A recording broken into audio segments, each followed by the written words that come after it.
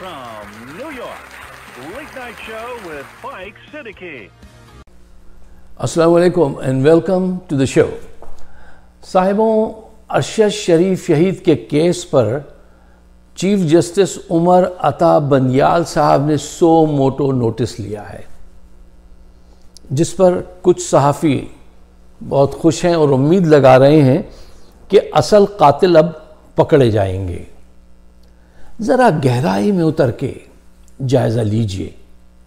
Look, देखिए, ये अदालत इंसाफ मुहैया करना चाहती है या हुकूमती शख्सियात और इदारों को बचाना चाहती है? इस पर गौर कीजिए।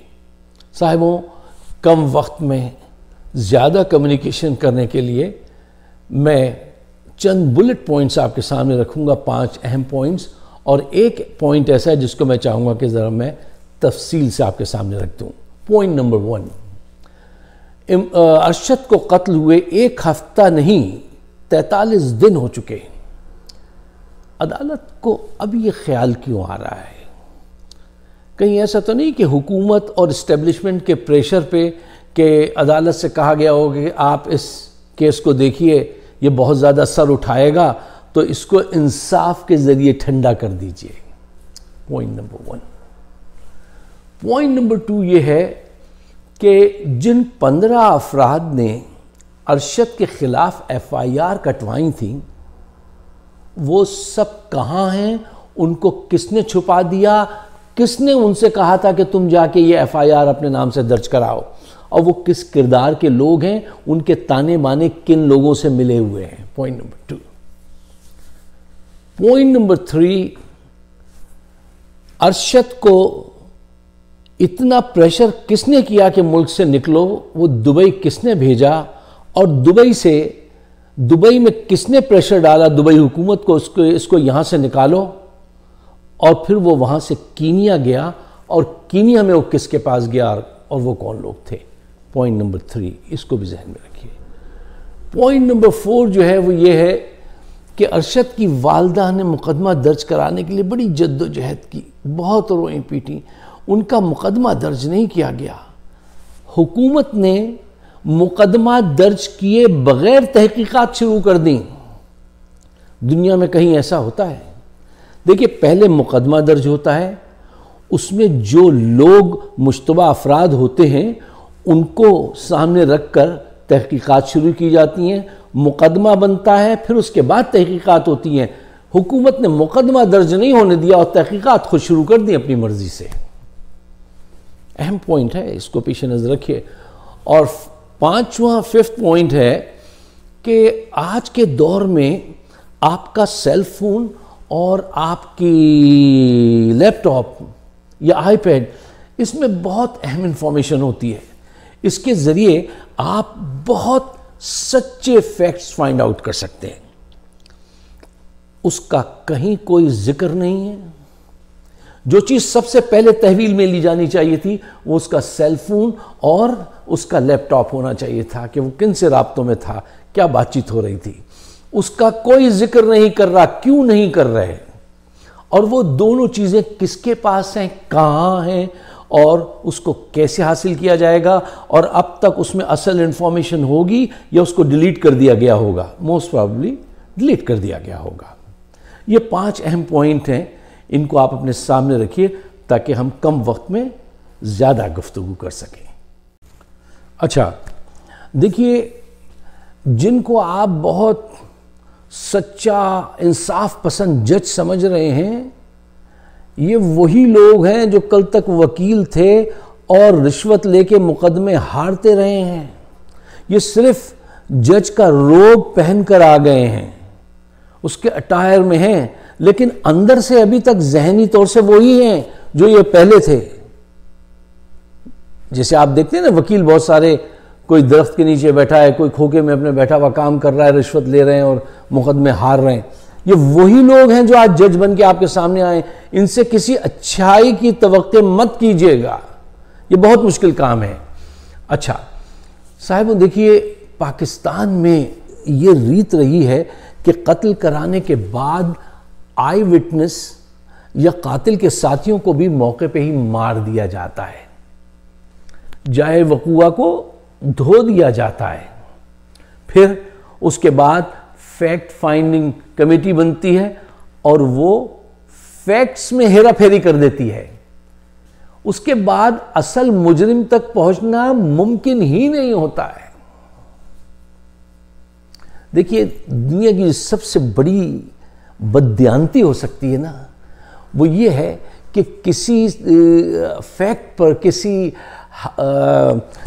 फैक्ट को मैं कैसे आपसे कहूं कि हकायक, किसी सच्चे हकायक में थोड़ा सा आप मिलावट कर दें झूठ का, तो वो सच्चे हकायक ज़ाया हो जाते हैं। ये एक कॉमन सेंस की बात है। अगर आपके पास सही सच्चे फैक्ट्स नहीं होंगे तो आप सही सच्चा फैसला नहीं कर सकते। आप दुनिया के ज़हीन तरीन इंसान को ले आइए, आप डॉक्टर शुएब सडल को ले आइए, आप एतजाज एहसन को ले आइए, ये हमारे जीनियस लोग हैं।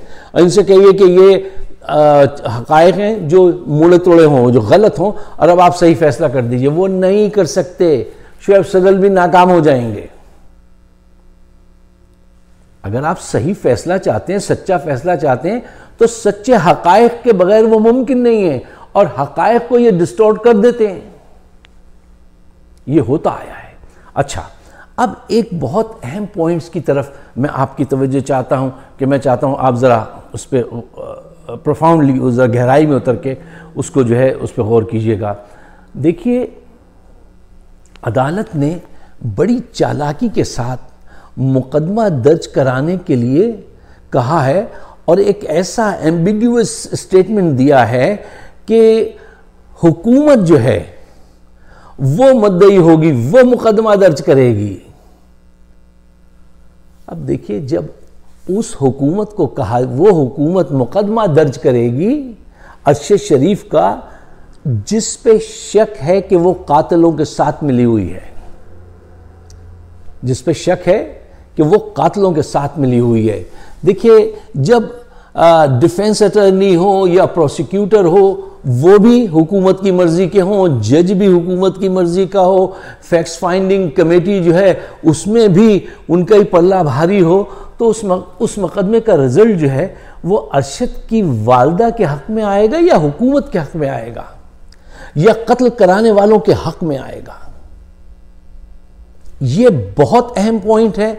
इसको अपने सामने रखिए, इस पे बातचीत कीजिए कि भाई, जिसका बच्चा कत्ल हुआ है, मुकदमा उसकी मां की मदियत में लिखा जाए, उसके हिसाब से चला जाए। जिसका बेटा कत्ल हुआ है, जिसने कत्ल करवाया है, वो मुकदमा बनाएगा। जिस पे शक है कि इसने कत्ल कराया है, हुकूमत ने, उसने तो पहले भी मुकदमा दर्ज करने से वो इनकारी थी हुकूमत, वो हुकूमत ही अब मुद्दा करेगी और वो आएगी सामने। तो फैसला किस तरह से सही फैसला होगा, इस सिलसिले में मैं रजी शहर से इमरान रियाज खान से सबसे पहले तुम दोनों को heads off to you guys. अब एक बात कहनी है कि पहले तुम इस मसले पे एतजाज एहसन साहब से बात करो और उसके बाद इस पे स्टैंड लो कि नहीं, मुकदमा जो है अरशद की वालदा की तरफ से दर्ज होना चाहिए। जो हकायक वो जानती हैं, कोई नहीं जानता। जो दुख उनके दिल में है, कोई नहीं समझ सकता। बहुत जरूरी है, बहुत जरूरी है कि रजी सहार और ये इमरान रियाज खान वो इस बात से कम पे राजी ना हो कि नहीं, मुकदमा अरशद शहीद की वालदा की तरफ से होना चाहिए। और ये जो पूरा मंडप सजाया गया है, ये वजारत खारजा, हमारे वो क्या नाम उनका, असद साहब, उनको बुलाया गया है, और वजारत दाखिला को, और असद साहब से वो कह रहे थे, जज साहब कह रहे थे, अरे आप तो असद मजीद हैं, आप तो बहुत मशहूर हैं। अच्छा, ये सारा जो सेटअप किया जा रहा है, ये सब जो नज़र आ रहा है, ये ड्रामा है, ये स्क्रिप्ट है। ये तमाम लोग, चाहे वो असद भाई हो या ये दूसरे वजारत दाखिला के सेक्रेटरी हो, ये सब लोग अपनी जहानत का इस्तेमाल अदालत के फैसले और अदालत के मूड को सामने रख के उनके हक में करेंगे। अरशद शरीफ के कातिलों को पकड़ने के लिए ये कोई मदद नहीं करेंगे। ये पाकिस्तान की हुकूमत को, इदारों को, उनको मदद करने के लिए आगे बढ़ेंगे। सच और हक जानने के लिए, असल कातिलों तक पहुंचने के लिए ये सिर्फ वहां नुमाइश के लिए आए हैं।